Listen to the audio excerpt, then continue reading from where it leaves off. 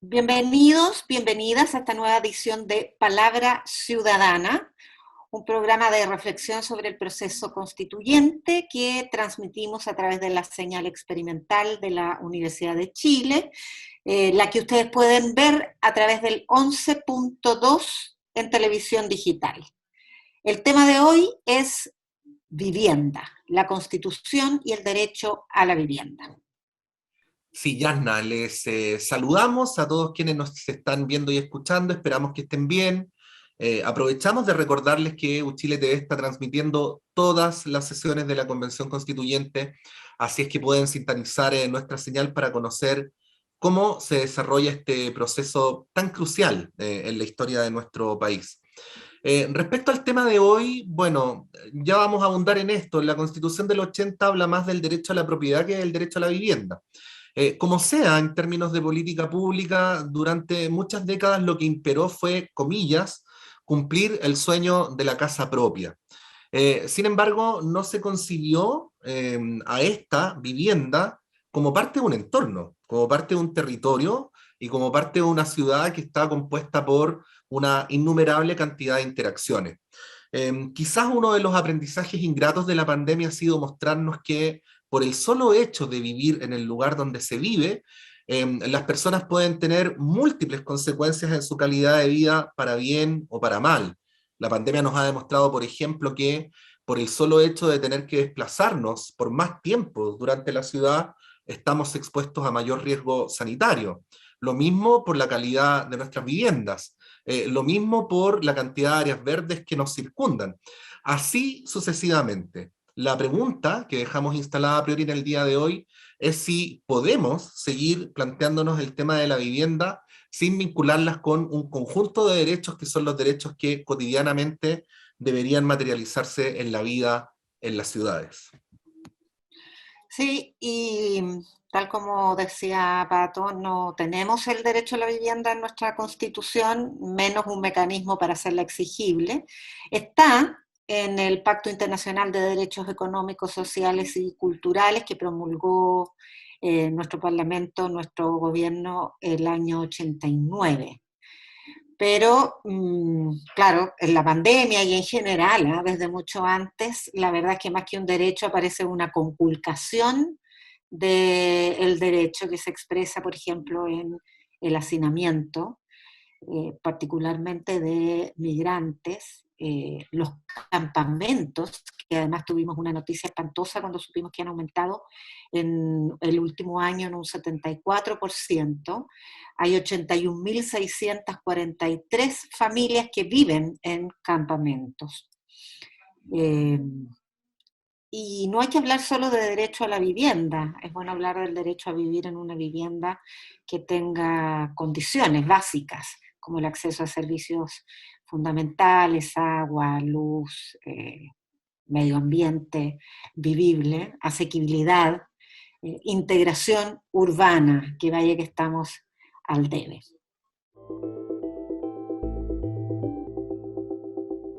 Para conversar y reflexionar sobre este tema, vamos a saludar a continuación a los invitados que nos acompañan hoy en esta conversación. Vamos a comenzar saludando a Paulina Zabal, asistente social de la Pontificia Universidad Católica de Chile. Ha sido subsecretaria de Vivienda y Urbanismo durante el primer gobierno de la presidenta Michelle Bachelet y ministra de la misma cartera durante su segundo mandato. Paulina, muchas gracias por estar en esta Palabra Ciudadana. Muchas gracias por la invitación y saludar a Yasna y a ti, Patricio, y por supuesto que a Rebeca y a Ignacio hoy día, que creo que es un día especial para hablar sobre este tema. Sí, pues está también con nosotros Rebeca Silva, ella es diseñadora industrial de la Universidad de Chile, doctora en arquitectura de la Universidad Politécnica de Madrid, academia del Instituto de la Vivienda de la Facultad de Arquitectura y Urbanismo de nuestra Casa de Estudios. Muy buenas tardes, Rebeca. Hola, mucho gusto. Saludos también a Yasna, Patricio, gracias por la invitación y por supuesto a Paulina e Ignacio. Bueno, y vamos a darle también la bienvenida para conversar sobre este tema, que no me cabe duda que va a terminar siendo una discusión apasionante, a Ignacio Silva Didier, quien es abogado de la Pontificia Universidad Católica, diplomado en Políticas de Vivienda y Ciudad, coordinador de incidencia pública también del Centro de Estudios Socioterritoriales de Techo Chile. Ignacio, bienvenido.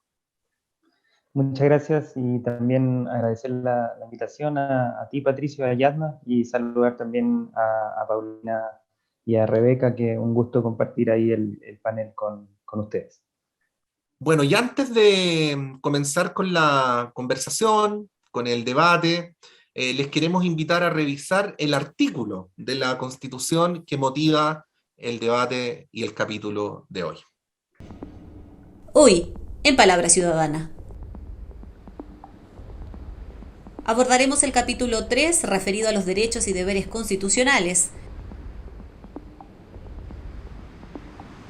En particular, conversaremos a partir del artículo 19, número 24, que asegura a todas las personas el derecho de propiedad en sus diversas especies sobre toda clase de bienes corporales o incorporales.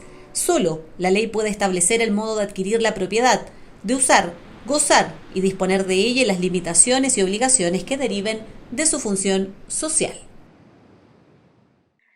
Bueno, con esa motivación o desmotivación, quisiera partir preguntándole a Paulina Zabal, más allá del marco jurídico que los tratados y convenios internacionales definen como vivienda digna, ¿qué es en Chile esa característica? No es solo un techo lo que se necesita, no es solo un cobijo, sino que es un conjunto de características, de circunstancias que rodean a esa vivienda. ¿Cómo se pueden definir esas características, Paulina? Bueno, lo primero es decir que creo que es decidor y casi como que lo dice todo el hecho de que para hablar del derecho a la vivienda invoquemos un artículo de la Constitución que lo único que señala es que en Chile el derecho a la propiedad es un derecho salvaguardado, respetado. Este es un artículo bastante más largo que luego después refiere fundamentalmente al tema de la minería y en su último acápite al agua.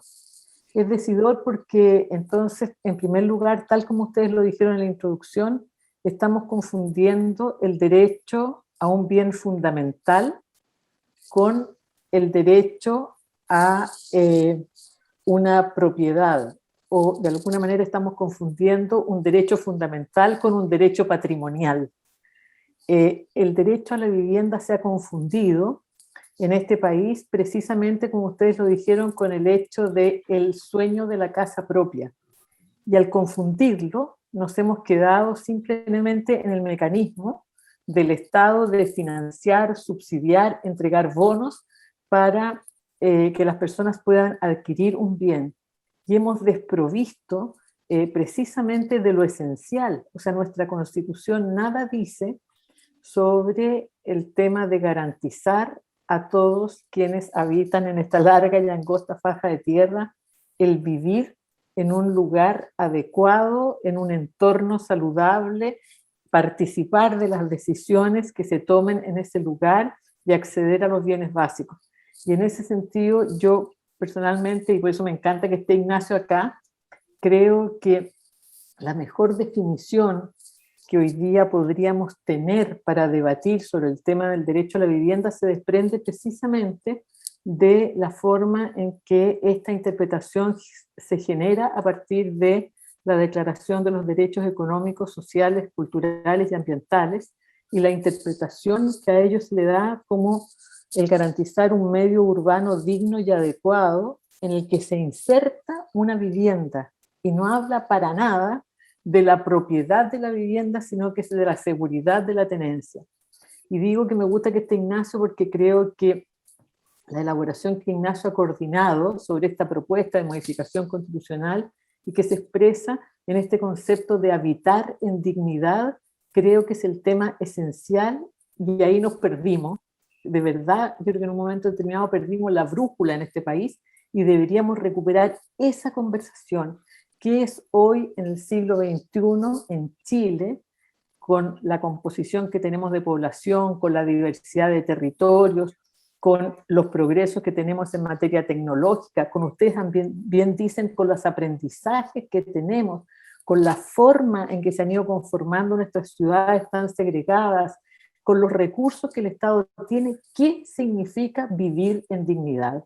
¿Qué significa tener un lugar en el cual habitar que genere las condiciones, en primer lugar, de seguridad, de accesibilidad, de este vínculo con los bienes públicos, esta participación en comunidad, etcétera? Y creo que en la medida que recuperemos esa conversación y la Constitución recupere eso, nos vamos a alejar de este concepto tan prosaico simplemente de decir que lo que tenemos que hacer es garantizar el derecho de propiedad de todas personas. Yo no estoy cuestionando el derecho a la propiedad, sino que lo que estoy señalando es que es absolutamente insuficiente y limitante para hablar de lo que queremos hablar, que es el habitar con dignidad, y lo que eso se desprende en términos de la gestión de políticas públicas, del rol del Estado y de la forma en que tenemos que medir nuestro desarrollo. Sí, yo recuerdo en la etapa previa, en todo caso, que Paulina fuera subsecretaria y ministra, que por lo general el ministro de Vivienda y nadie agregaba y urbanismo, ¿eh? Era solo vivienda, aparecía en la televisión cortando la cinta, ¿no? Junto con el presidente. Entonces, fundamentalmente su labor en términos comunicacionales era entregar casas, ¿no? Con llaves y eso. Uno podría decir, Rebeca, que voy a extremar el argumento solamente para favorecer la discusión, ¿eh? Que las casas eran como los árboles del bosque, entonces la suma de casas no nos dejaba ver el bosque, que es esta construcción más completa que es la ciudad. ¿Cuánto tiene que ver con esta redacción o con esta falta de redacción de la Constitución, y cuánto tiene que ver con otras dimensiones de nuestra vida institucional? Por ejemplo, planteo el hecho de que hasta el día de hoy no hayamos tenido una organización territorial política que se haga cargo del territorio, como está empezando recién a ocurrir con los gobernadores regionales elegidos democráticamente. Gracias, Patricio. Sin entrar, obviamente, en el ámbito jurídico, digamos, más técnico, en el cual no soy experta, yo creo que una redacción como la que acaban ustedes de sugerir para provocar la discusión, lo que hace es facilitar ciertos pisos para que se hayan, digamos, desatado políticas como las que tuvimos, urbano-habitacionales, durante los años post-dictadura, que generaron, digamos, una liberalización del suelo, ¿no es cierto?, que permitieron, digamos, una masificación de la producción en pos justamente del problema de la falta de vivienda, ¿ya? Pero no entendiendo la vivienda como parte de un bosque, porque un bosque es un ecosistema, ¿no es cierto? La producción de vivienda masiva más bien ha sido una suerte de implementación de objetos desconectados, digamos, dentro de ellos, y pensando, siempre uso, ¿no?, porque trabajo más vinculada como a esta idea de los conjuntos habitacionales, los condominios sociales, que terminan siendo verdaderos reductos, no solo físicos en términos de su diseño, sino que también cómo empiezan a operar las prácticas o las formas de relacionarse con la institucionalidad y con la agencia, en el fondo, de ciertos recursos para mejoramiento, para justamente ir adecuando aquello que no nace adecuado a la calidad de vida o a las necesidades y expectativas de los habitantes, pero con un modelo tan mercantilizado que va territorializando finalmente las comunidades que tienen que competir por recursos, ¿no es cierto?, en atención a lograr esas mejoras. Cuando hablamos del derecho a la propiedad, yo creo, y no de la vivienda, es inevitable volver, ¿no es cierto?, al concepto original de derecho a la ciudad, con todos los cuestionamientos que hoy día ha sufrido también desde la perspectiva de género, desde los reclamos respecto al reconocimiento de nuestras diversidades, ¿no es cierto?, del enfoque no binario en esos reconocimientos, y en ese derecho a la ciudad. Hoy día, comentábamos en un programa anterior, es inevitable pensar, o la invitación es pensar cómo incluimos la acción o la agencia, ¿no es cierto?, de los propios habitantes en torno a esta idea del derecho a habitar, más bien, ¿no?, del derecho a habitar la vivienda, el derecho a habitar una vivienda que es parte de un sistema, ¿no es cierto?, de un hábitat residencial, de territorios, de una ciudad, y eso involucra sin duda no solamente aspectos físicos materiales, sino que también sociocomunitarios, organizativos, ¿no es cierto? Y de algún modo también está cruzado por aspectos que hoy día son fundamentales, como el reconocimiento de nuestra interculturalidad o la necesaria interculturalidad, ¿no es cierto? Temas vinculados al reconocimiento de la diversidad y, por cierto, ¿no es cierto?, aquellos que comentaba recién Paulina, vinculados a nuestro rol como parte de este gran sistema que es nuestra madre naturaleza, ¿no es cierto? Entonces, yo pienso que una de las cuestiones que no están presentes en esa redacción, y yendo un poco como a la temática de la invitación, tiene que ver con cómo incluimos o redefinimos lo común, ¿no es cierto? Esta idea del bien común, ¿no es cierto? ¿Qué significa el bien común y cómo está o no está, digamos, consagrado? Porque sí hay algunas aproximaciones, ¿no? En la Constitución actual, esas cosas que uno sí sabe, aunque yo no soy experta en eso, pero por ejemplo se acuña, ¿no? Que esta idea de la realización espiritual y material de las personas, ¿no? Que tenemos el derecho a esa realización, pero en la medida de lo posible, ¿no es cierto? Es como, no es en igualdad de oportunidades, ¿no es cierto? No está consagrado ahí un tema equitativo que nos brinde un acceso en igualdad de oportunidades. Entonces, es acceso a infraestructura, a bienes y tal, pero no necesariamente en las mismas condiciones. Entonces, depende dónde tú naciste, cuál va a ser el acceso que tengas a esa infraestructura. Entonces, bueno, en fin, creo que ahí hay una cuestión muy vinculada a lo que se plantea como no solo las condiciones materiales en las que se realiza esa vida o se va construyendo ese habitar en dignidad, sino que también las condiciones de posibilidad concretas para ello. Y eso tiene mucho que ver con una base, ¿no es cierto?, del enfoque detrás de nuestra Constitución que tiene que yo creo plantearse desde cero o de manera transversal más bien, en un enfoque equitativo. Es decir, es que esas igualdades de oportunidades estén consagradas y por lo tanto también garantizadas en todos los aspectos de la vida. Y por último, quería señalar que respecto a la pregunta de qué significa habitar en dignidad, yo creo que es una construcción conjunta, ¿no? No creo que haya expertos que puedan decir lo que es habitar en dignidad. Yo creo que quienes saben lo que es habitar en dignidad somos los propios habitantes, en nuestros territorios, en nuestras particularidades, y yo creo que en nuestras diversidades, en nuestras trayectorias de vida, etcétera, ¿no es cierto? Yo creo que eso es algo, lo más complejo quizás, pero es sobre lo que tenemos que apuntar. ¿Cómo dar voz entonces a quienes experimentamos realmente la ciudad? Ignacio Silva, pensando en tu tema foco, que es vivienda y ciudad, cuando pensamos en el contexto urbano de la vivienda, inmediatamente se nos viene a la mente la segregación o el aislamiento, cómo se concentra la provisión de servicios básicos y no tan básicos, bastante suntuarios en ciertos barrios y están completamente ausentes en la periferia o en estas zonas como más aisladas. Entonces queremos una constitución que consagre el derecho, pero también queremos políticas públicas que aterricen ese derecho. ¿Cómo lo hacemos? Sí, gracias, Yanna.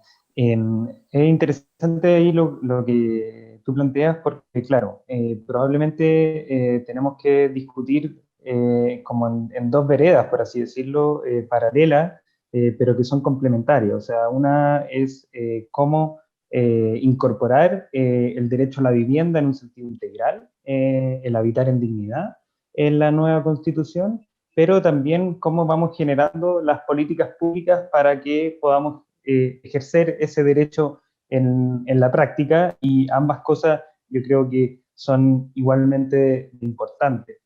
Pero me quería tomar de una cosa que estaba señalando Rebeca antes, que me parecía bien interesante en relación a lo común.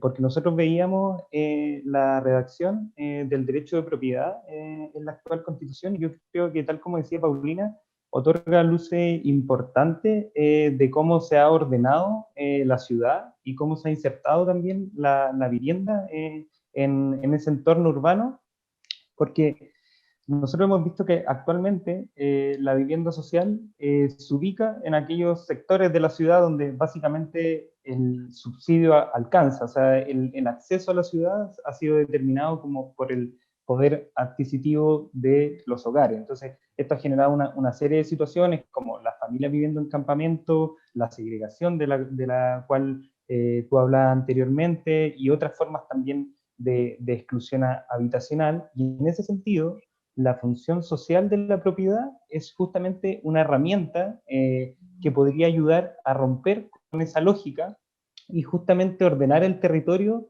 considerando los intereses generales.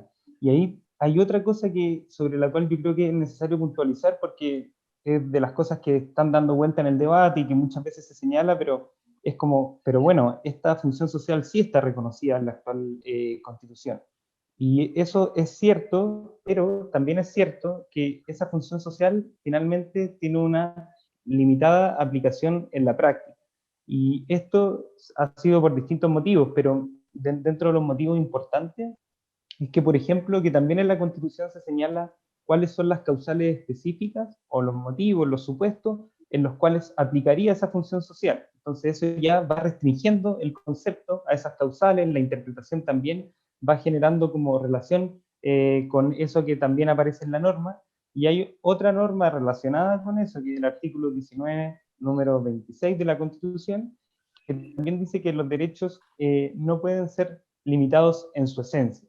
Entonces, eso también de algún modo va como constriñendo la función social de la propiedad y no permite generar como mecanismos o políticas públicas que permitan avanzar de manera más decidida hacia enfrentar el déficit habitacional, las familias que actualmente están viviendo en campamento y, en definitiva, cómo ordenamos el territorio. Entonces, como que ahí tenemos que considerar que la función social de la propiedad es una herramienta que podemos fortalecer en la nueva Constitución, y finalmente también la Constitución actúa como un sistema. O sea, si bien uno puede entender aisladamente el derecho de propiedad y cómo está regulado, también hay que ver cómo este derecho se va relacionando con otras normas que están presentes, o en este caso también están ausentes de la Constitución, como es el derecho a la vivienda. O sea, si nosotros no tenemos incorporado el derecho a la vivienda en la nueva Constitución, es probable que en todas las circunstancias termine prevaleciendo el derecho de propiedad, porque se genera un desequilibrio entre ambos derechos. Entonces, yo creo que ahí tenemos un desafío importante. Y después, respecto en las políticas públicas, muchas constituciones a nivel comparado lo que hacen para justamente facilitar este proceso es que otorgan mandatos a los poderes públicos o al poder legislativo. Entonces, lo que se ha visto es que identificando los principales problemas de la política urbana y habitacional de un determinado país, por ejemplo, en el caso chileno, uno de los problemas más importantes, la segregación, se le otorgan a los poderes públicos facultades para que se haga cargo de ese problema y genere políticas públicas que finalmente puedan combatir esos problemas en el contexto de un determinado país. Entonces, yo creo que incluso la Constitución puede fortalecer y permitir agilizar los procesos como de políticas públicas que se requieren para hacer efectivo el derecho a la vivienda en la práctica. Gracias, Ignacio. Vamos a ver una sección que nos permite ilustrar un poco esta conversación. Hay un movimiento que se llama Ucamau, se ha hecho muy conocido. Una de sus fundadoras es Doris González, y vamos a escuchar de su lucha por el derecho a la vivienda, a la construcción de barrios, el derecho a la ciudad como necesidad básica. Ella nos va a contar más de este movimiento, así que las y los invito a verla, a escucharla.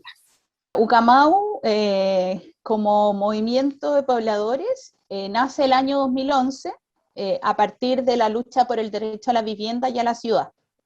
Pero su data, digamos, es anterior, y en el año 87 nace la Casa Ucamau, en la población Santiago de la comuna de Estación Central, donde ahí se realizan diversos tipos de actividades.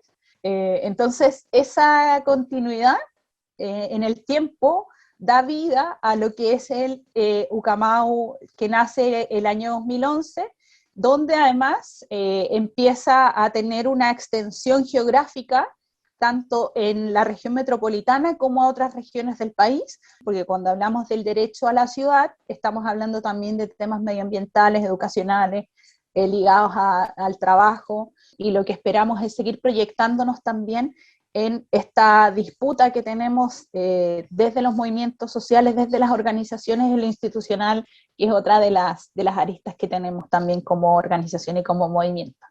Mira, uno esperaría que la recepción fuera distinta, porque tampoco estamos pidiendo algo tan complejo, tan difícil. Digamos, cuando estamos hablando del derecho a la vivienda y a la ciudad, estamos poniendo énfasis en que hay que construir con una mejor calidad, hay que pensar en el desarrollo humano de las personas, cuestiones que pareciera como que están en lo cotidiano, pero lamentablemente no.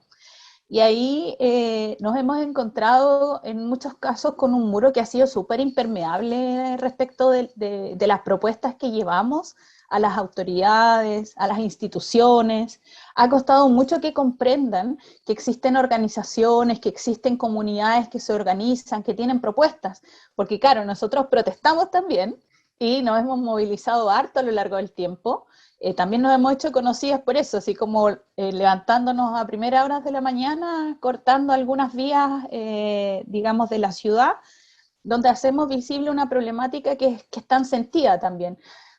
Efectivamente, cuando salimos a manifestarnos, cuando hemos cortado rutas o cuando hemos participado de acciones que no solo tienen que ver con demandas de Ucamau, sino que del movimiento social en nuestro país, de estas movilizaciones que se generaron también a partir de octubre del 2019, efectivamente hemos tenido procesamientos de compañeras y compañeros. Estuve recibiendo amenazas hace algún tiempo, tuve que recurrir a la justicia, que en realidad fue como un gesto, una acción mucho más simbólica que confiar en la justicia, lamentablemente, de este país.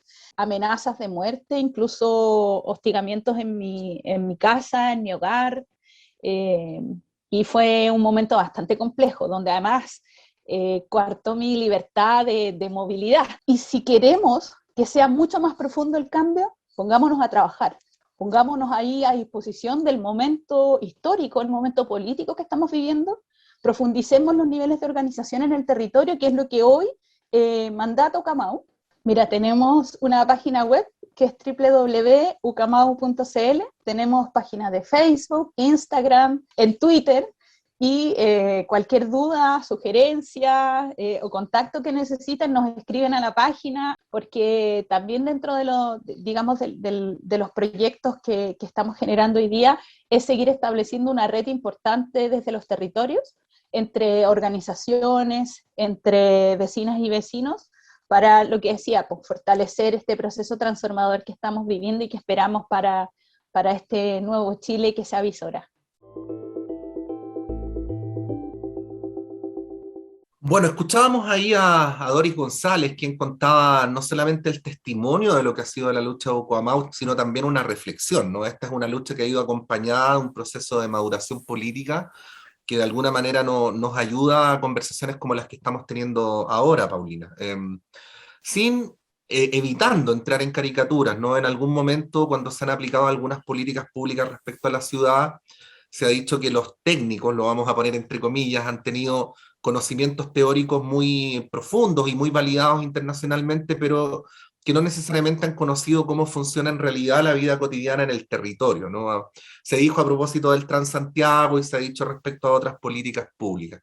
Este saber, el saber de quienes viven cotidianamente en las ciudades, es un saber que por lo general no ha sido considerado un saber, o no ha sido debidamente incorporado en la deliberación que acto seguido da lugar a las políticas públicas.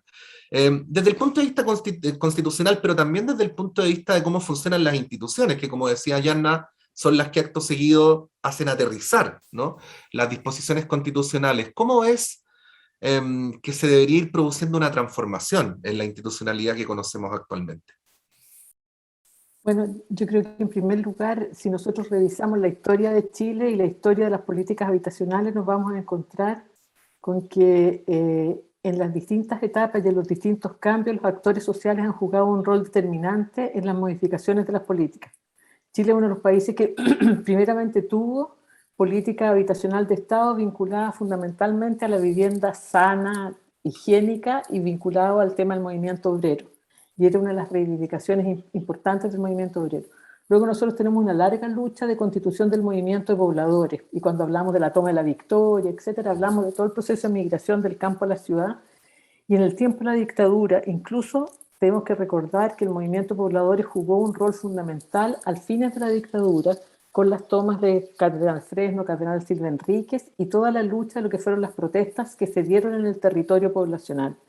Así es que y luego, en época de democracia, hay que reconocer la actoría, en primer lugar, de todo lo que han sido los comités habitacionales, que tuvieron un espacio dentro de las políticas públicas a partir del gobierno del presidente Elwin, todos los cambios que implicaron en las políticas habitacionales, la crisis que se suscitó a raíz del tema de Bajos de Mena cuando se inundaron los edificios y se vio de alguna manera o se puso en evidencia que tener una vivienda no era suficiente, que estábamos construyendo viviendas segregadas y de mala calidad. El movimiento de los deudores habitacionales es otro movimiento que implicó un cambio importante en las políticas públicas.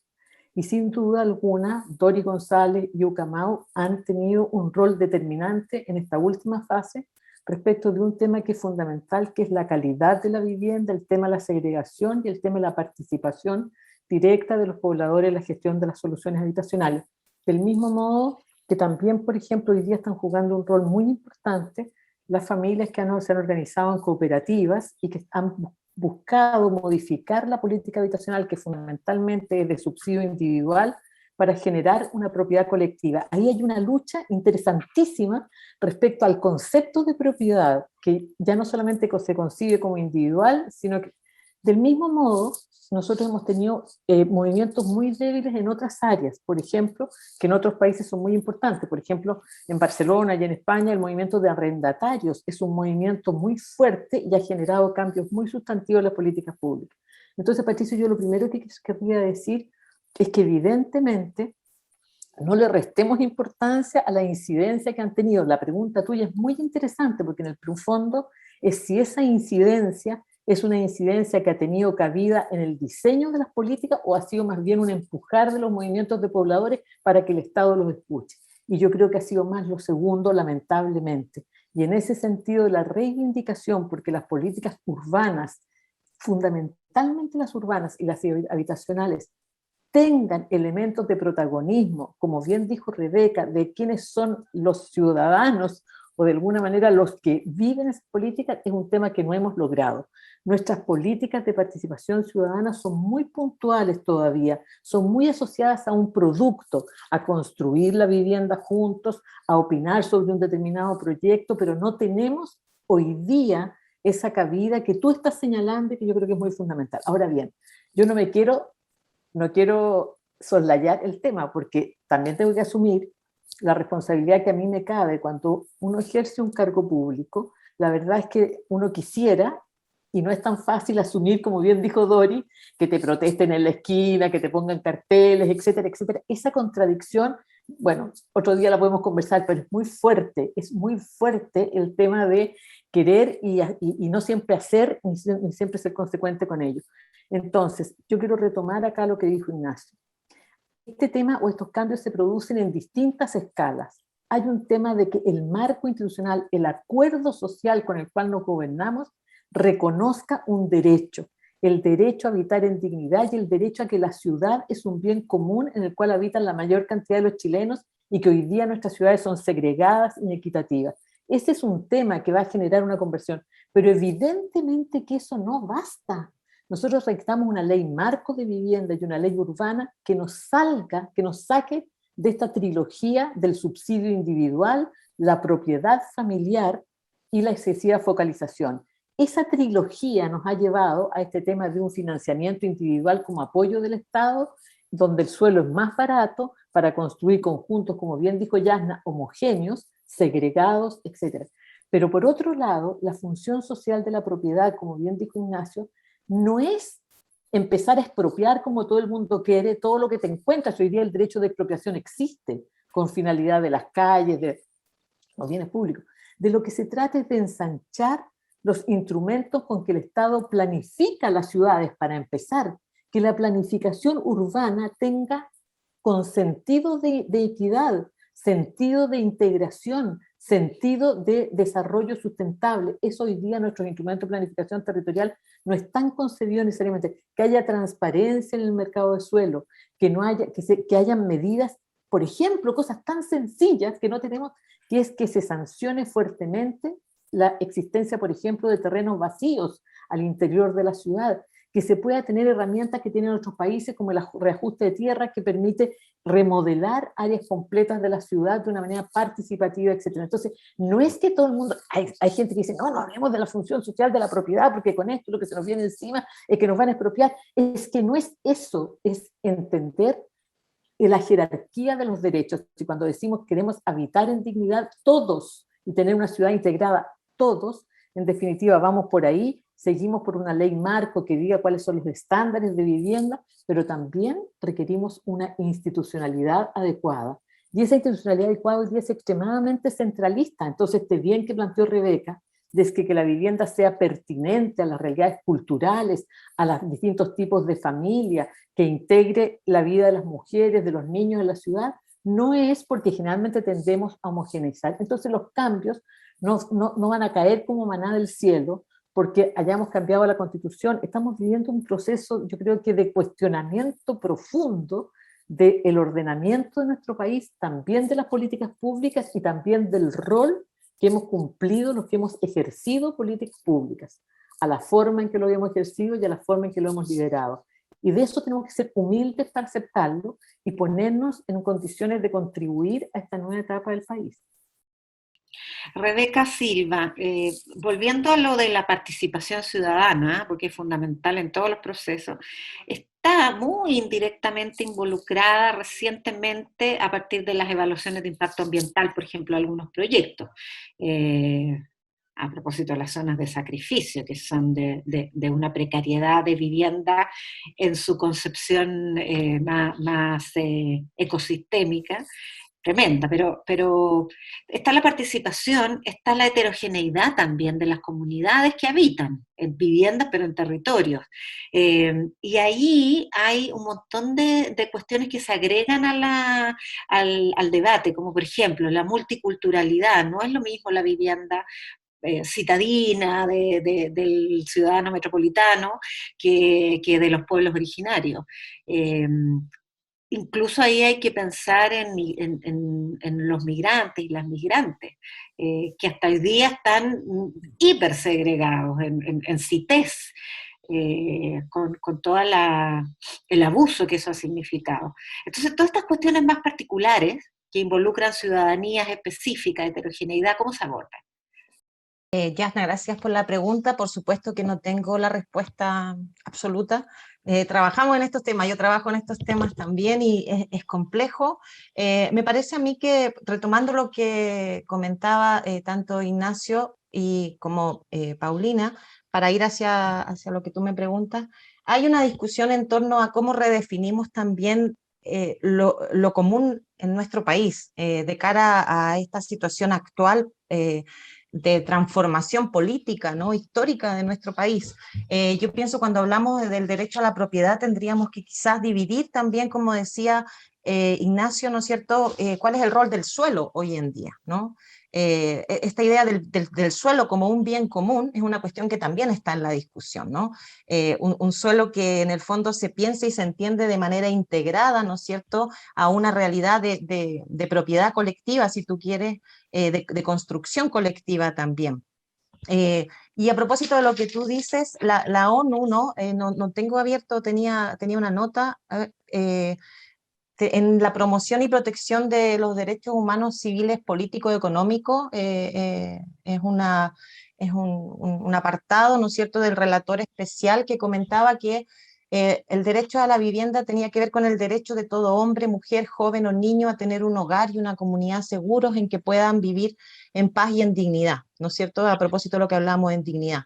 Pero esa distinción tan binaria, ¿no es cierto?, entre el hombre y la mujer, ¿no es cierto?, o el niño o la niña, ¿no es cierto?, o quizás deja fuera nuevamente en esta idea del sujeto estándar o el sujeto promedio, que generalmente hombre, blanco, con recursos, probablemente en edad funcional, sin ningún tipo de discapacidad, digamos, no es migrante, y otra serie de cuestiones que más allá de caricaturizarlo críticamente, en el fondo deja fuera esa heterogeneidad que tú señalas.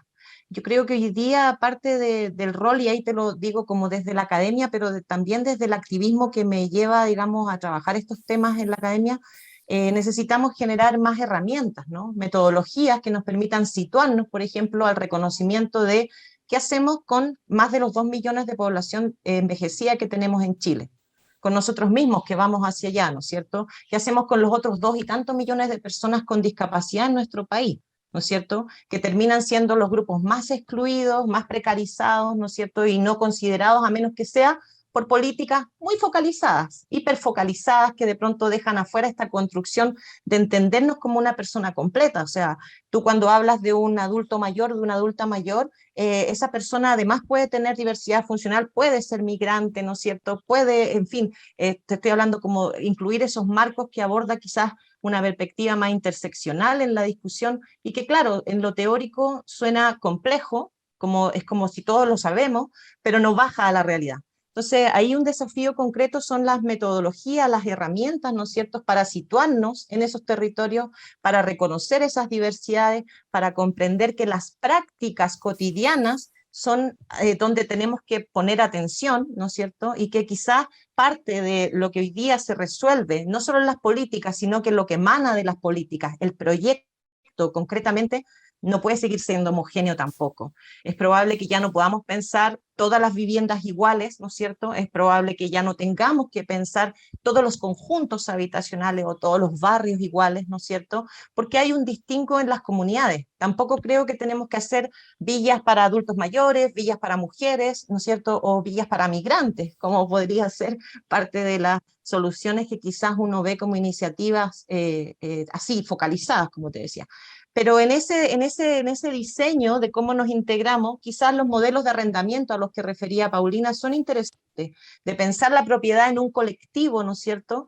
Y en ese colectivo nosotros podemos tener distintas etapas en la vida en donde vamos habitando una vivienda que hoy es mía y mañana será tuya. Y si quiero criar, voy a criar en un espacio quizás con acceso al área verde o a los juegos.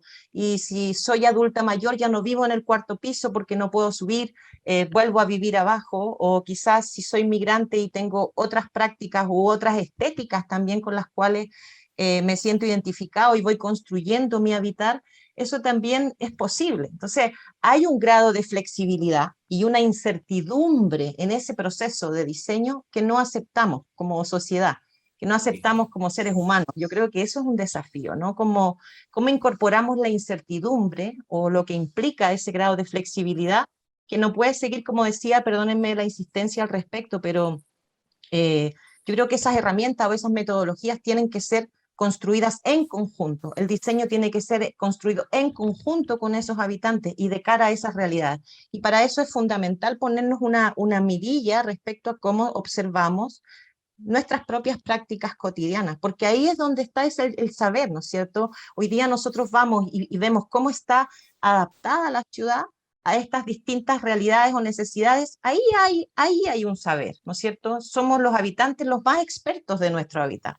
Y en ese sentido, quizá esas prácticas de adaptación, de transformación, de resistencia también, como aprovecho de saludar a la querida Doris, están ahí, están presentes, digamos, y hay mucho saber. Post la revuelta del 18 de octubre, y con eso cierro la intervención, se levantaron múltiples iniciativas. Esas iniciativas fueron espontáneas. Eso es parte de la propia agencia de las comunidades, del rol fundamental que han jugado las mujeres, ¿no es cierto? Bueno, no he comentado al respecto, pero cómo se involucra también el cuidado, ¿no es cierto? O el sistema de cuidados dentro de la ciudad, de la producción de vivienda, de esas escalas que tiene que ver quizás con retomar la discusión en torno a la escala de lo próximo, ¿no? Como donde están esas microsituaciones operando y que son las que nos van a entregar luces de cómo avanzar en este proceso, Sí. ¿no? Gracias, Rebeca. Sí. Bueno, tú planteabas el tema del suelo, planteabas el tema de la propiedad del suelo, y hay algo, Ignacio, que no me gustaría que quedara fuera antes que termine el programa, y es que cuando Paulina era subsecretaria, justo antes del Bicentenario, Techo, que es la organización de la que tú participas, se había propuesto, y en conjunto con el Estado, eliminar los campamentos de Chile hacia el año 2010 para el Bicentenario. No teníamos cómo prever colectivamente que el 2021 iba a haber muchos más campamentos, que los cerros de Antofagasta iban a estar llenos de personas, los cerros de Viña también. No teníamos cómo saber que en el Parque Bustamante está viviendo gente, que en el Parque Forestal está viviendo gente, y que la situación por lo tanto se ha agravado. Parece ser una explicación directa que esto tiene que ver con la falta de políticas de regulación respecto al suelo y el modo en que esto se traduce en el aumento del precio de los arriendos. Pero bueno, ahí quería preguntarte tu mirada respecto a cómo salir de esto, porque así como tenemos muchas situaciones donde no hay vivienda digna, ahora tenemos miles de situaciones donde ni siquiera hay vivienda. No, es muy cierto lo que tú dices. Yo creo que es parte, todo eso es parte de un proceso de reflexión y maduración que se ha venido haciendo en torno a la complejidad del fenómeno también. Porque efectivamente al año 2010 existía esa meta común de lograr llegar al 2010 sin campamento. En el 2011 el MIMBU hizo un catastro donde se arrojaban que existían 27.000 familias aún viviendo en campamento en esa fecha, y el último catastro que nosotros publicamos en marzo de este año indicaba que existía el triple de familias que están viviendo actualmente en campamento respecto al año 2011. O sea, hoy día existen más de 81.000 familias viviendo en campamento. Y cuando uno va a los campamentos, nosotros al hacer el catastro también recorremos campamentos en distintas zonas rurales, urbanas, de distintas ciudades, y toca también entrevistar a muchos dirigentes para hacer este catastro. Y cuando uno empieza a interactuar y empieza a indagar también en las razones por las que esas familias llegan a vivir a campamentos, son también de muy distinta índole, y gran parte de ellas relacionadas con otras formas de exclusión habitacional o precariedades también en el sistema de seguridad social en el país en general. Entonces, uno ve que, por ejemplo, muchas de las familias que llegan a vivir a campamento antes vivían hacinadas, o antes vivían allegadas, o vivían bajo condiciones de arrendamiento abusivo. Entonces, uno, si es que lo piensa de esa manera, finalmente es imposible solucionar el problema de los campamentos sin al mismo tiempo hacerse cargo del problema del déficit habitacional.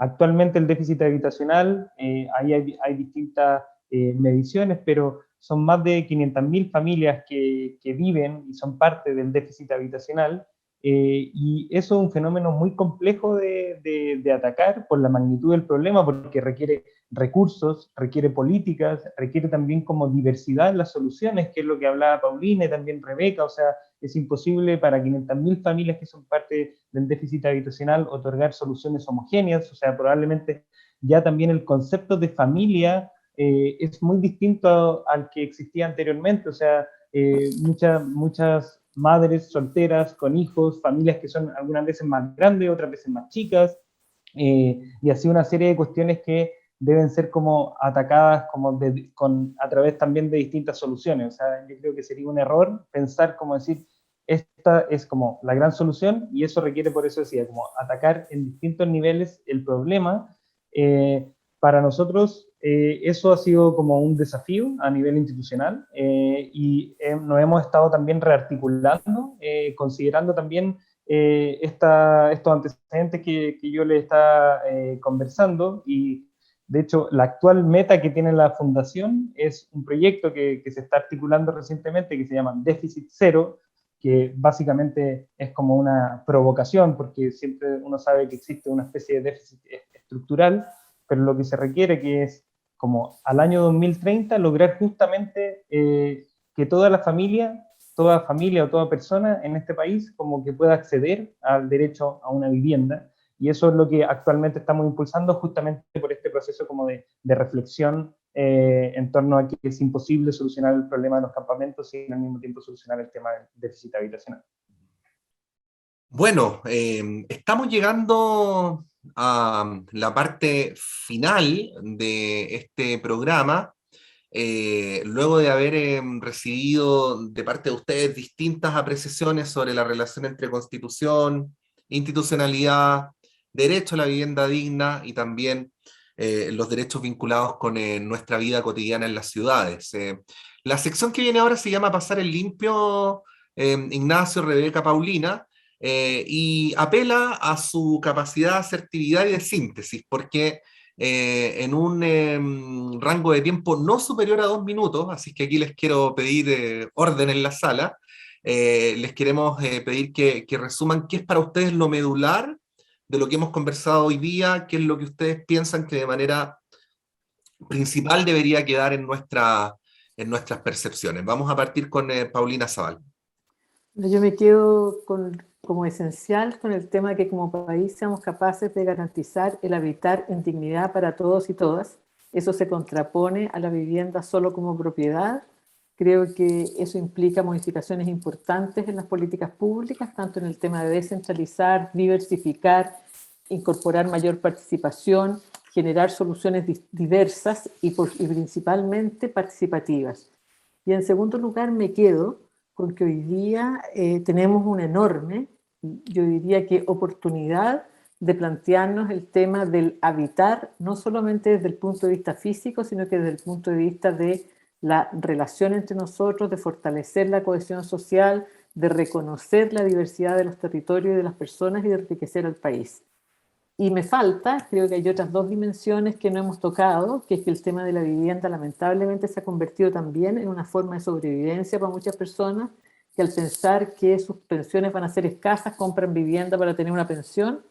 Y la otra dimensión de la vivienda, que es que la vivienda también es un negocio inmobiliario. Esas otras dos dimensiones también van a estar presentes al momento de discutir este derecho. Rebeca Silva, tu turno. 2 minutos. Gracias, Yasna. Bueno, nada, yo creo que es fundamental garantizar un habitar en dignidad, ¿no? Y entender que la vivienda no es solo un objeto separado, ¿no es cierto?, sino que tiene que estar integrado a la ciudad. Yo creo que es fundamental garantizar entonces una integración de esta vivienda o el derecho a habitar considerando la vivienda y lo que es en el fondo el territorio o el sistema, el ecosistema que envuelve ese habitar. Me parece que es fundamental también el reconocimiento de la diversidad y de una diversidad que tampoco es homogénea. Cuando hablamos de discapacidad, tenemos múltiples tipos de discapacidad, múltiples realidades, necesitamos una perspectiva ahí desestandarizada, ¿no es cierto?, para romper y poder hacernos cargo de esa heterogeneidad. Creo que necesitamos estrategias bottom-up, realmente que se produzcan y que lleven la voz, ¿no es cierto?, a esa discusión y fundamentalmente una participación vinculante y que pueda ser deliberativa también de las propias comunidades. Yo creo que hay que avanzar, tampoco lo hablamos, Paulina, sobre la gobernanza. Yo creo que es una cuestión fundamental, la gobernanza urbana, y yo creo que ahí están los grandes desafíos. Gracias, Rebeca. Le vamos a dar ahora la palabra a Ignacio Silva. Ignacio. Sí, muchas gracias. Bueno, yo creo que el primero es fundamental el reconocimiento íntegro del derecho a una vivienda adecuada en la nueva Constitución y también el reconocimiento del derecho a un hábitat adecuado, lo que hablábamos anteriormente del habitar en dignidad, y eso requiere también tocar algunas otras teclas, por así decirlo, constitucionales, y dentro de las principales que nosotros hemos visto es, en primero, regular la utilización del suelo de acuerdo al interés general.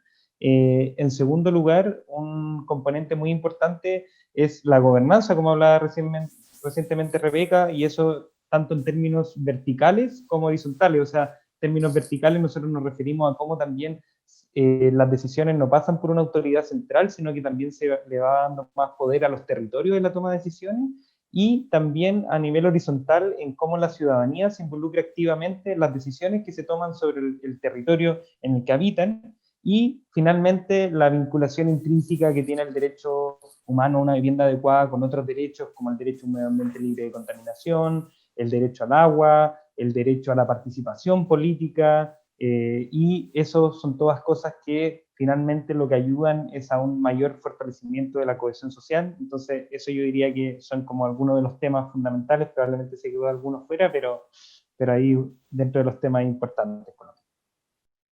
Excelente, pues vamos a darles un resumen de esto a los convencionales constituyentes.